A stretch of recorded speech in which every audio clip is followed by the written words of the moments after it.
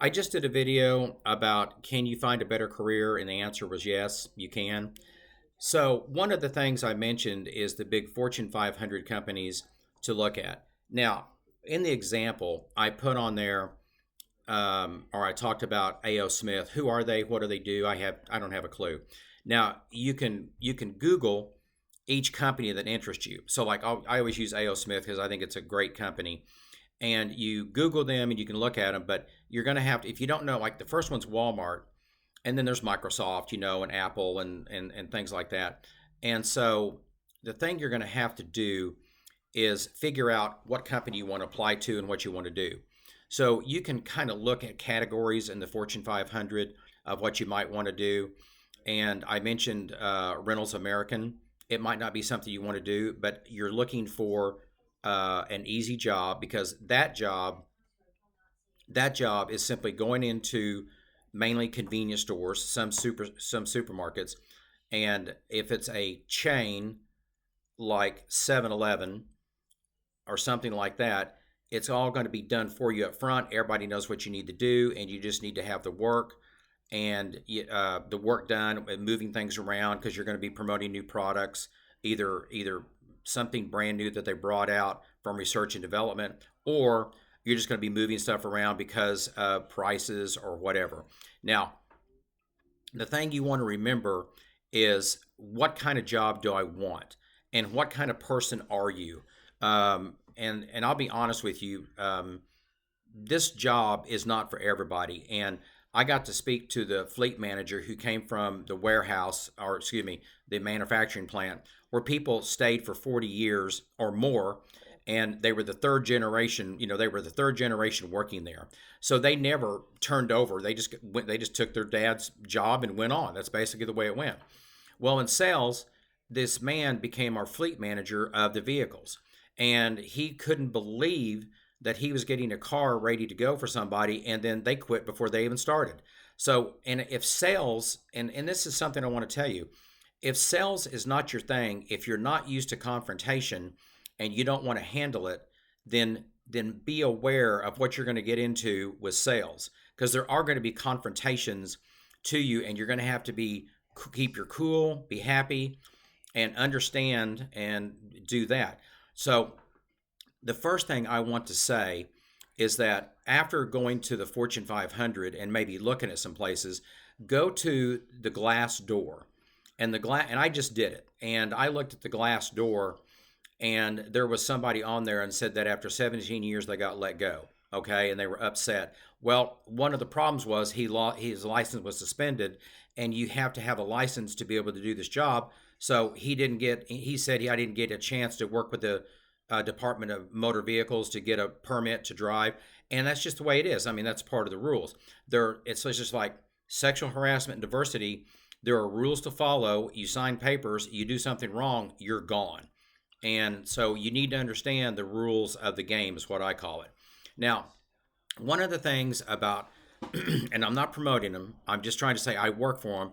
One of the things about Reynolds American, it was one of the best companies I ever worked for. I had good bosses, good coworkers, and it was a very, very easy job once you learned it. Now, it will take you a year to learn this job, and don't be frustrated because your biggest tool is your cell phone. So this generates out to all of the companies. And so you get on the looking glass and you do this, and you might think, I don't want to be in sales and I don't want to do this, but it works out very well at some of the positives, and it'll rate them like 1 to 5, and they might be a 3.5, and the perks are this, and this is that. And of course, let's be honest, all jobs suck. Some just suck less. So in this job, all you have to do is take in advertising, get your pricing right, make sure they've got enough stock, and walk out the door. As where if you're working for a beverage company, you might have to be going in the cooler. I talked about this previously, and moving stuff around. So you want to find a job that's pretty easy to do. And the thing about this is that you have to put yourself in their places, in their shoes, and understand what they're going through. So you have personal problems, you have family problems, you have financial problems.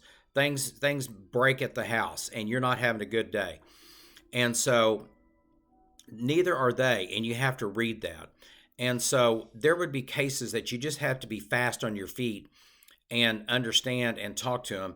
So you just like they might like we have signs on displays. They might take down the sign because they don't like it or they don't want it. And you have to be you will learn on this. And like I said, you can call your coworkers and take a break and go out your car, call them and see what they say about doing, and you'll learn things from your coworkers.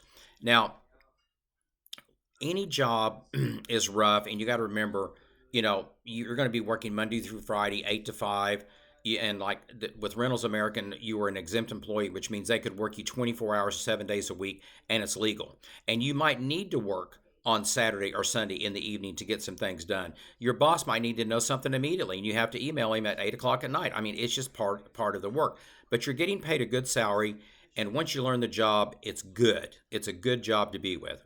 So you want to find a job, and then on a side note, you want to make sure that you find out what your vesting period is. So if it takes a month for you to get on the 401k, great. But when are you vested? And that means is if you're working there for 5 years, and then if you leave, you get the money from your company that they put in. You're gonna have to stay for 5 years, or if you quit after 4 years and 9 months, you lost all the benefits, all the money they put in there. Now, if it's a killer job, might be worth it, instead of waiting until the full 5 years. So in sales, it's kind of like management. To me, it's common sense and psychology. So the funny story today is I'm going to explain to you what you might go through in some of these jobs and people not wanting to do it. Now, I dealt with a lot of independents, which made their own decisions. And so that was kind of the part where they wanted to do their own thing, and they thought you were telling them what to do. Sorry, my air quotes. But I said, no. I said, it's a choice. And they go, well, what's my choice? I don't understand. You make me do this. I go, no, no. The choice is yes or no. Either you want to do it or you don't. And so they go, oh, okay. And I said, now you chose the competition and they put a lot of restrictions on you. Well, I'm no different than they're my competition too. And so I'm putting restrictions on what I need because I have other competitors in your store also. So I said, it's your choice, yes or no. And like I said, you always have to put yourself in their shoes. What day is it? And things like that. And are they having family troubles, and go from there. And just use a little psychology. And so one of other things I went through is a guy told me he took down my signs all the time. And he goes, well, if they can't see your product, then I can't sell it. So I looked under the counter and there was a very, very cheap product that he was selling. So I said, do you sell any of brand X there? And he goes, oh, I sell a ton of it. I said, you can't. He goes, why do you say that? I said, because they can't see it. And he goes, okay, put your signs up and I'll leave them alone. Another case was a guy, I walked in and looked at him, and we were always having conflicts over the price. So I looked at him and I said, hey, do you like me coming in every month and talking to you about the price? He goes, no, I hate it. I said, so do I, because it just takes up our time. So I said, you and I both know what the price should be, and you keep changing it, so I have to come in and talk to you about it. And I said, how about if I make you a deal? How about if I come in, check the price that's right, and I won't say a word to you? And he goes, are you being honest with me and serious? I said, yes. I said, if you let me change the prices, and when I come in next month, if they're right, I won't say a word to you. I'll say hello and goodbye.